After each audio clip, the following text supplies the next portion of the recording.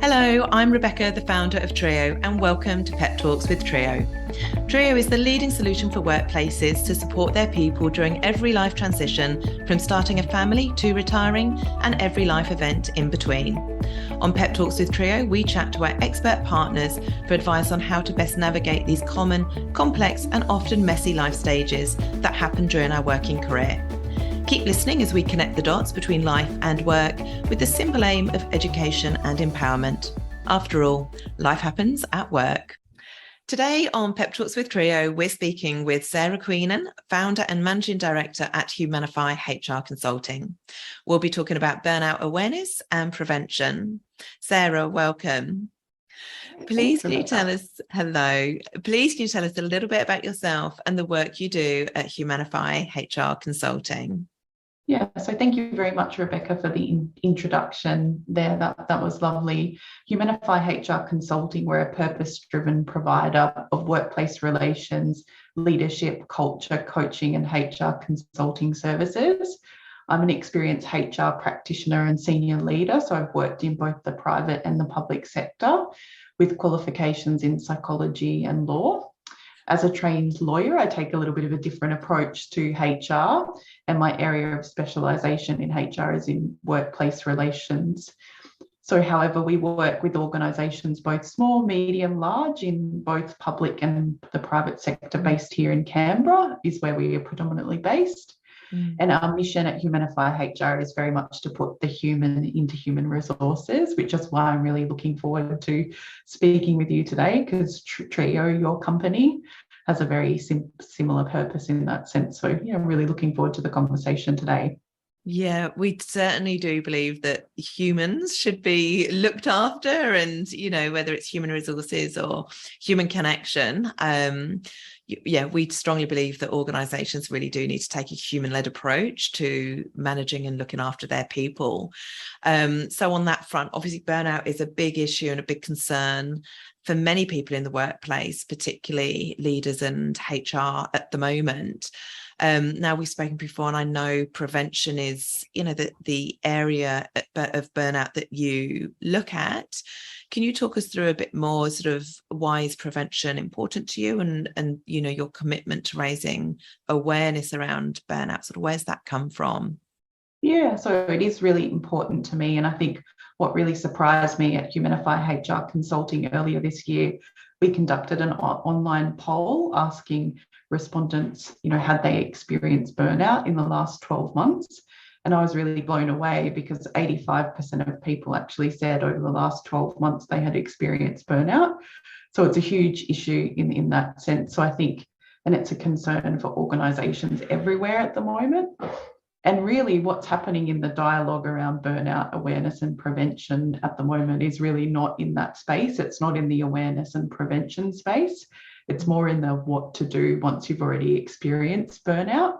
And I think there's a real opportunity for managers and organisations to play a more active role in, supporting people so that they can burnout proof their organisations and protect people from the harms associated with burnout. And I think the reason for this is very much when people are already experiencing burnout, they're already suffering from quite significant both physical and psychological issues. So I think the recovery from burnout is quite extensive in terms of the amount of time it takes someone to feel well again after an episode of burnout. So we really hold the view that, prevention is better than a cure in that sense, and that organisations can be doing more in that space to actually stop burnout from in its tracks, because there's actually a benefit to both organisations and individuals in that sense. So if we look at the symptoms and prevention, what would leaders, what do symptoms look like? Can they be misdiagnosed or misconstrued in other ways? And secondly, how, what do organizations, are those symptoms the only things that organizations need to look for, or are there traits within an organization that lead to burnout, i.e., working hours or lack of flexibility? Is there organizational things that organizations do which lead to burnout, and then what are the symptoms that individuals or managers need to be aware of to say we may now be, you know, in that space with our people? Yeah, so I think the best place to start here is the Maslach Burnout Inventory. It's called the MBI, and it was established by Christina Maslach. She's a researcher in burnout that is highly regarded in this space. And she looks at 6 root causes that organisations and managers should be looking at. So looking at workload, perceived lack of control, lack of reward or recognition, poor relationships, lack of fairness, and values mismatch. So that's the technical term.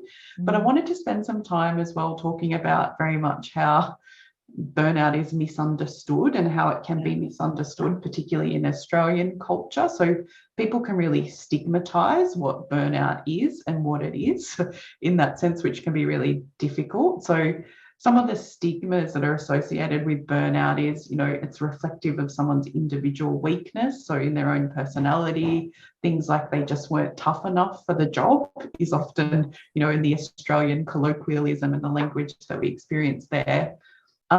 Sometimes, you know, older generations in the workplace can look at it as it's a fancy term that's been invented up by millennials that they talk about on, you know, their social media platforms like TikTok and the like. You know, it's not something that exists. And I think that leads to even worse. What we see is that it can be rejected as a concept altogether. So burnout is just, you know, seen stigmatized as a cop-out for people that don't want to work hard or hard enough.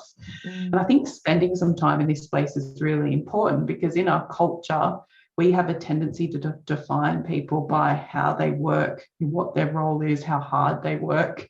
So it's really easy to understand how these misconceptions around burnout can be formed.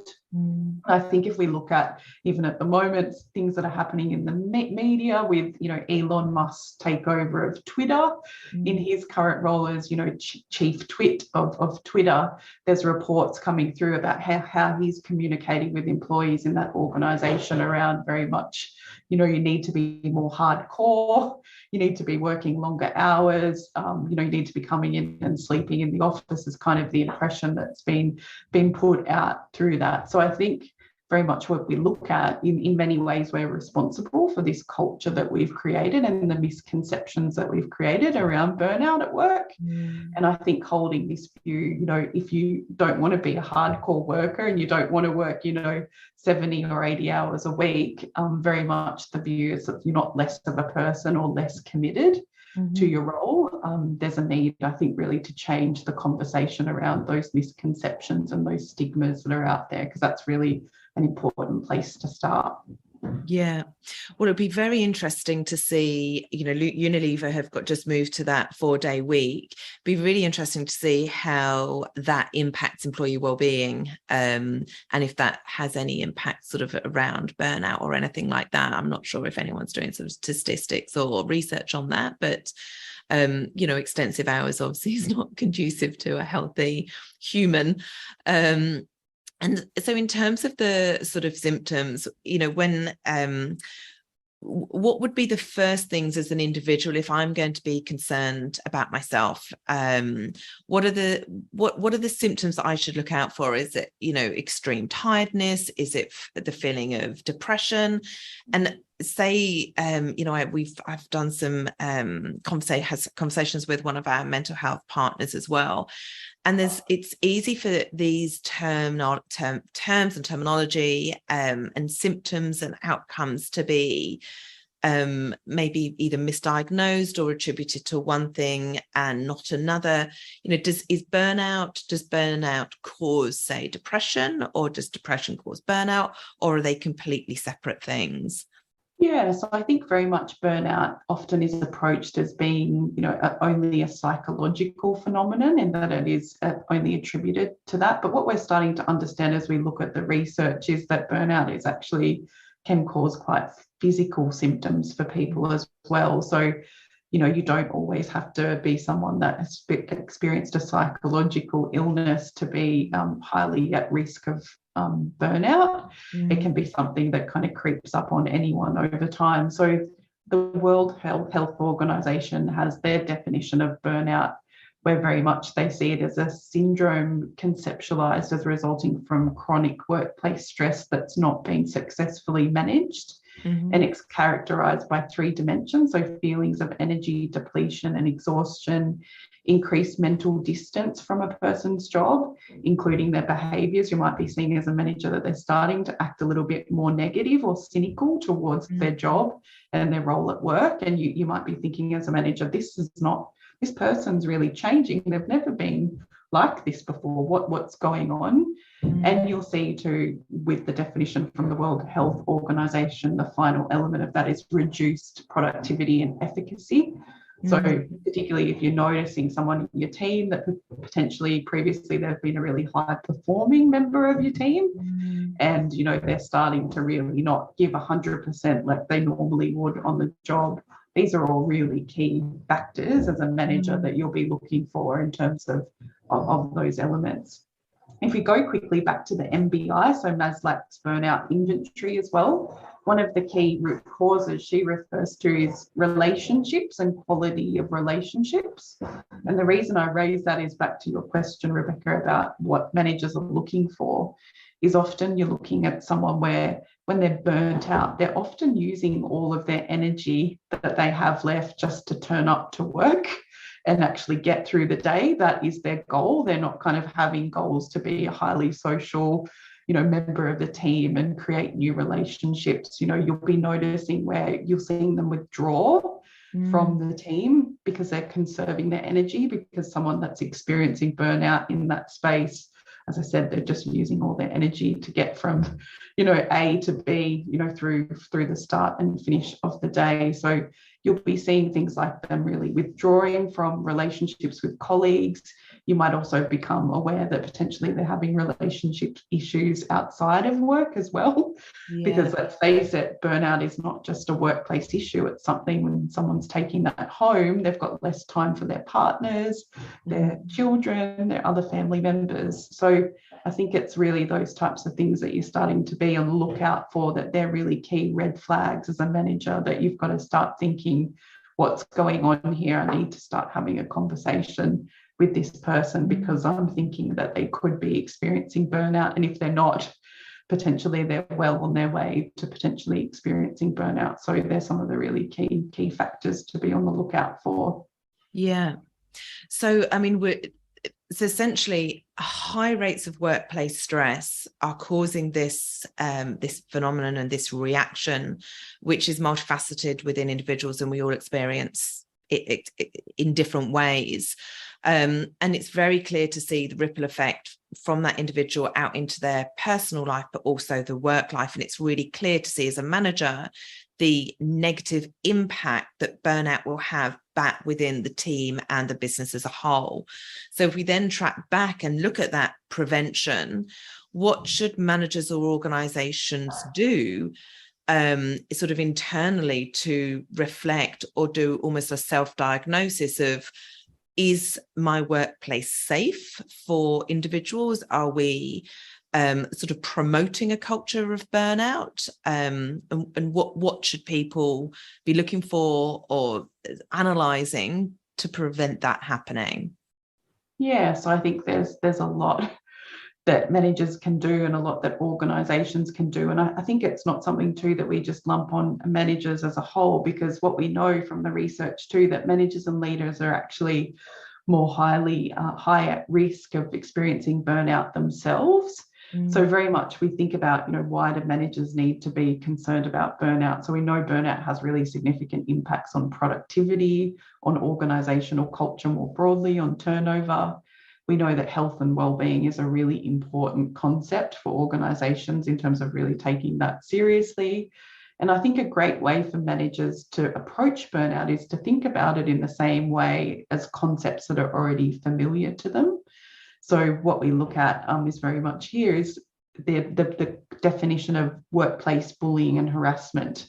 That's very well understood by managers, and managers understand that they have a role to play when it comes to preventing bullying and harassment in their workplace. So we like to use that same concept, although that is not enshrined in our workplace laws, that managers have a duty, like they do with bullying and harassment, to prevent burnout. we like to use the same concept in that a manager should be looking at how they can prevent burnout, just in the same way that they do with bullying. So it's really looking at organisations with having a zero tolerance to burnout, which can be a difficult mindset transition for organisations as well, because let's face it, organisations actually often are the beneficiaries of someone's burnout, because burnout is often something that impacts high performing, high potential people, and they will give more. They'll just keep giving until they get to that point where they're in a burnout state. So organisations actually, they benefit from this higher productivity over a short period of time, but the mindset shift that needs to be in place there is that that's not a sustainable way of working. So I think that's really important in that sense. So yeah, there's lots of steps that managers can take, and I think the first step here is about raising awareness. So creating space within your team to talk about burnout, so without judgment. Many people are experiencing this. I think I spoke to you earlier on about, we did our online poll and 85% of people said they had experienced burnout in the last 12 months. So I think really creating that space within your team to talk about burnout in a way that you will not be judged for sharing your burnout or feelings of burnout. Modeling healthy behaviours is another really good way to prevent burnout, to signal that it's okay to have a healthy work-life balance. So it's okay to take leave. It's okay not to respond to emails outside of work. It's okay not to be 24/7 focused on work, and creating that culture around that is really important through modeling those leadership behaviours. And we know that studies that show that leaders that do this, they actually conversely get more productivity from their team members, because their teams will be more highly engaged when they are there. I think looking at creating space not within your team as a leader and a manager, but across your entire organisation.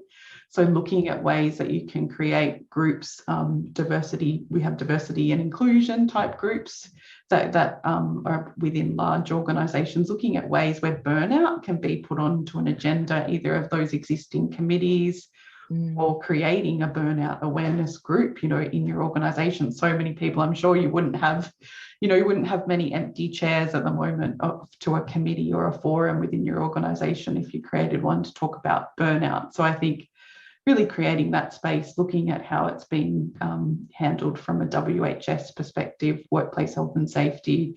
Is your organisation actually doing something to treat burnout as the true workplace health and safety risk that it is? So I think that's really important. So I think, there's some of the really key steps that I think that managers need to be focusing on in terms of burnout prevention. That's great. And there's a huge amount of valuable information there. And the one thing that really sticks out for me is organizations creating psychological safety so that employees feel safe to speak up. That it is safe, that my job is not going to be at risk. I'm not going to be perceived in a negative light because this is happening to me. But it is, it is safe for me to discuss this and then, get the support around that. Which, if you've got your employee resource groups or your advocates or your open forums where, people are discussing this, it's going to create that safe environment. And I think the other thing that you sort of said that really resonated was leaders themselves. We're talking around how can leaders manage their people within their team. Those leaders also need leaders above them to make sure. So it really is from the top down, are we looking after the people that are below us and within our remit and within our team, from the very top down. And, yes, burnout for a very short period of time, you might get a huge amount of workload, out of someone, but that is a very short-lived benefit. I'd imagine the long-term recovery of getting that person back to being healthy, happy, productive offsets that short-term gain of, high intense productivity that, was achieved at the beginning, but that caused the burnout over the long term. Do you have sort of any studies or indication of how long it takes for somebody to genuinely recover from a period of burnout? Yeah, so in terms of studies on that specific issue, I haven't got specific data on that, but absolutely, I think it depends how long the burnout has been occurring for as well, because I think with burnout, what we find is that people often they're experiencing it not just, for a week or 2 weeks, like it can be something depending on their level of natural resilience that they hold.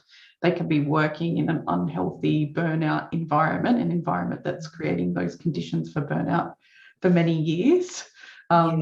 So I think, very much it just depends how much the burnout, what impact it has on the individual. Is it just a psychological element? Is it a physical element as well? So we know that workplace stress is highly correlated with disease, things like cancer and early death and heart disease and all these types of issues. So I think it was interesting reading some research that was conducted in 2019 that they estimated that the impact just to the Australian economy from the health-related effects of burnout is just under $15 billion a year. So things like when we're thinking about unscheduled sick leave and people being off work, they did some study to quantify that in terms of economic terms. So I think that would only be increasing in terms of, how burnout is increasing there. But I think, that there's a lot to that. And I think it shouldn't be underestimated, because as an organisation and running an organisation, it is tempting to just say, well, this is fantastic for us because we can just, hire people, and we look at, higher turnover. I think a lot of organisations at the moment, they're operating at around a quarter of their workforce on average are turning over at the moment with the Great Resignation and things like that. That, you can take this approach of, in this environment, it's okay to operate in this way. But I think, the impacts more broadly, it's not just about your organisation, it's about the broader community impact of your work practices and what your work practices are doing to people. Yeah, it's more of the moral and ethical side to how we treat humans within our businesses, as opposed to just pushing for, outcomes, in the bottom line. But it clearly with the $15 billion cost of burnout there, it's, I think that goes to show that looking after your people is far better from a business, if we're just going to look at it from a business economic perspective, then looking after your people makes economical sense, as well as the moral and ethical duty that organisations have anyway. Sarah, I've loved talking to you. This has been so interesting. I think the statistics there are shocking, but also, a topic that we do need to highlight, with 85% of people feeling burnout in the last 12 months. It's clear that it's affecting a huge number of people, and the impact to those individuals, the community and the organisation and team is far reaching. So it's definitely a topic that needs to be addressed. And as you say, prevention is definitely better than cure. Lovely. Thank you. Rebecca. Thank you. Thanks very much. Thank you for listening. To find out more about how triiyo can support your people, visit triiyo.com.